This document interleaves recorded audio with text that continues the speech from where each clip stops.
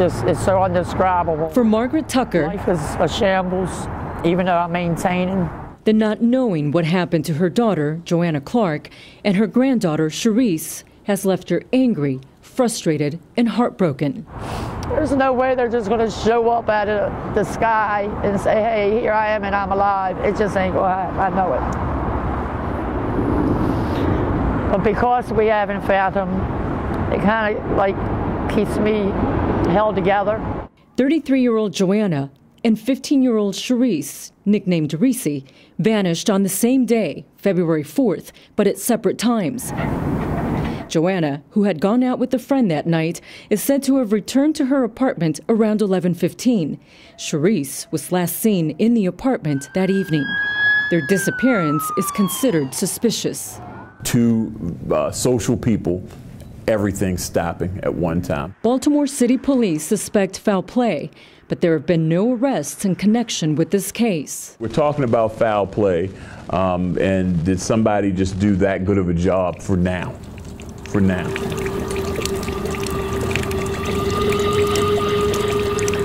He was the last to see them alive. Margaret is referring to Dennis Michael Queen, Joanna's ex-boyfriend and the father of her 6 younger children who are now in foster care. She says the couple was in a volatile relationship for nearly 13 years. He would never let her go. She tried to get rid of him numerous times. He would break in, stalk her. He was going to her work. According to court records, on September 5th, 2016, Joanna requested and was granted a temporary protective order against Dennis Queen.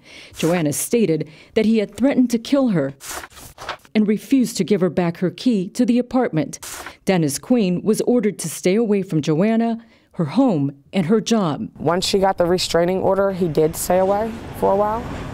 But family and friends say Joanna was overwhelmed with her full-time job at Getz's Candy Company and being a single mom to her 7 kids. So she asked the father of her 6 younger children for help. With the restraining order in effect, she did allow him back into the home. This was another reason that he was allowed back in, because Sharice was missing so much time from school from helping her mother watch the other kids while she went to work. But it wasn't long before she kicked him out again. And this time, family and friends say Joanna had finally had enough. Some inappropriate things that were said to Sharice. It was a sexual comment. Sharice told my sister what was said. That was the main reason why he was getting kicked out that weekend.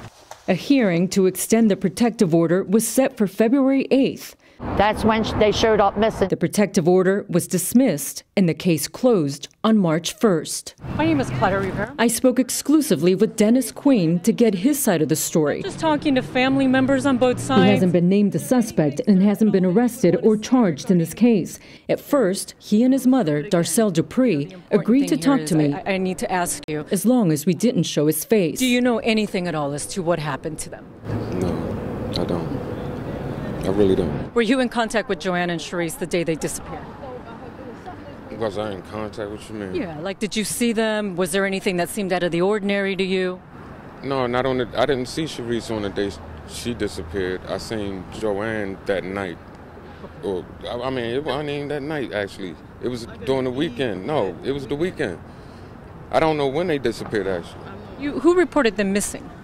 Well, it was me and her best friend. I filled out a missing persons report for the both of them. The detectives don't know nothing. You got to know something. What do you want to say to the person or people that know what happened to Joanna and Sharice Clark? All I'm going to say is don't let me find out who you are. That's it. Did you have anything to do with their disappearance? No, I didn't. Didn't you just ask me that? Yeah. See, this is what I'm talking about. Shortly after that exchange, Dennis Queen agreed to talk on camera. Can you just clarify the whole situation with the restraining order that was in place? The restraining order was false. There wasn't no issues between me and Joanne at all, as far as no domestic violence, nothing like that. You need to tell what you know. What did he do with my babies? Where are they? I understand as a parent, she's concerned about her daughter, her granddaughter, but she don't know you know, she don't know what's going on just like I don't. So I think she's just throwing anything out there because she think I am the last one to see them and communicate with them.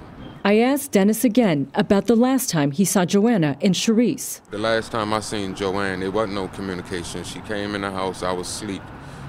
I heard her come in, I looked, and I went back to sleep, you know, in the living room on the floor.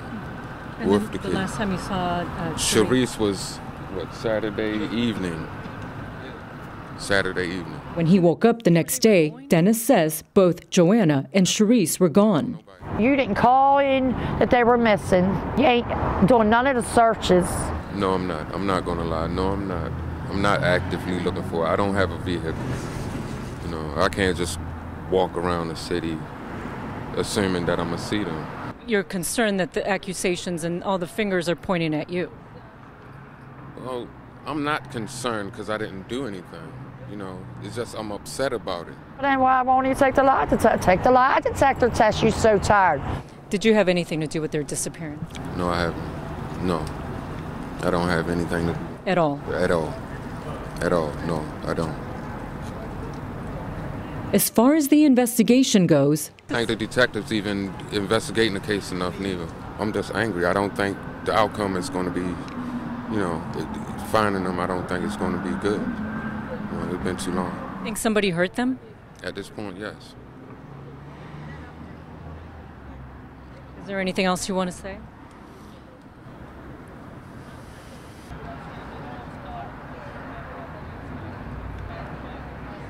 How are your children doing? Give me a second, please. I'm trying to hold in something. You're trying to what? I'm trying to keep from crying right now. Oh, I love both of them to the bottom of my heart. You know, I would never harm neither one of them. Have a heart. Come forward.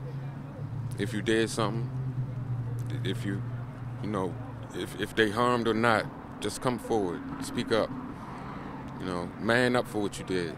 Dennis Queen says his main concern now is getting his kids back. This has been my focus. He and Joanna's mother Yes. Oh, yes. 100%. I ain't quitting. are fighting for custody. Trying to get my kids back out of foster care. Are they asking about mom, about their sister? I don't want to get into that.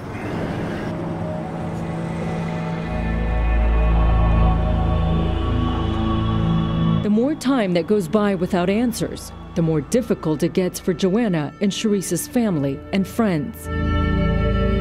This is tearing a whole family apart, and it will continue to tear another 6 generations with 6 other kids that are still young, you know, that don't have their mother, don't have their sister.